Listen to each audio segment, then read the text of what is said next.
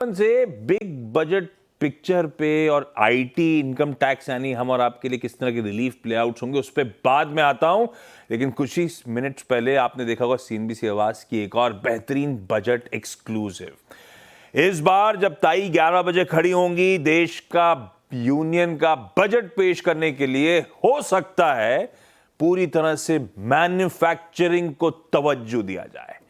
Lakshman, good morning, क्या pick कर रहे हो भाई साहब आप?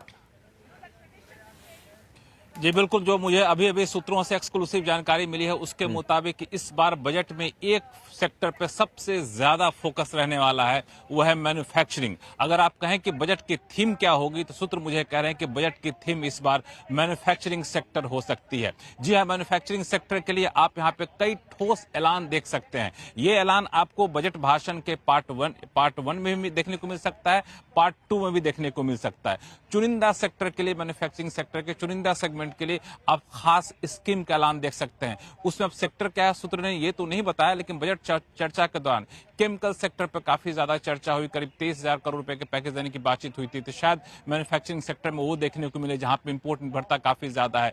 इलेक्ट्रॉनिक्स मैन्युफैक्चरिंग के लिए विशेष पैकेज देने की बात हुई थी, शायद वो देखने को यहाँ पे मिले। तो मैन्युफैक्चरिंग एक थीम रह सकती है बजट की, इसकी संभावना बहुत ज्यादा यहाँ पे दिख रही है। और सिर्फ इंसेंटिव पैकेज ही नहीं, इसमें मैन्युफैक्चरिंग, घरेलू मैन्युफैक्चरिंग को बढ़ावा देने के लिए ड्यूटी में भी एक बड़ा बदलाव आपको देखने को मिल सकता है। वो ड्यूटी में बदलाव आपको एक्सपोर्ट इंपोर्ट के ड्यूटी में इस तरह से बदलाव किया जाएगा ताकि सस्ते इंपोर्ट से बचा जा सके। ये भी मैन्युफैक्चरिंग सेक्टर को बढ़ावा देने के लिए एक बड़े ऐलान के तौर पर आप देख सकते हैं। जब हम अपने दर्शकों को ये बात बता रहे हैं कि बजट की बिग ब्रेकिंग एक्सक्लूसिव है कि मैन्युफैक्चरिंग सेक्टर बजट की थीम रह सकती है, तो उनको ये भी याद दिलाना जरूरी है कि कल जब हमने सबसे पहले बताया था कि आर्थिक सर्वे में जीडीपी ग्रोथ का अनुमान क्या रहने वाला है, हूबहू वही चीजें निकलकर आर्थिक सर्वे में आई थी। तो उस भरोसे के साथ मैं उम्मीद करता हूं कि इस बार जब बजट भाषण वित्त मंत्री देंगी 11 बजे, तो ये सारी बातें आपको देखने को मिले।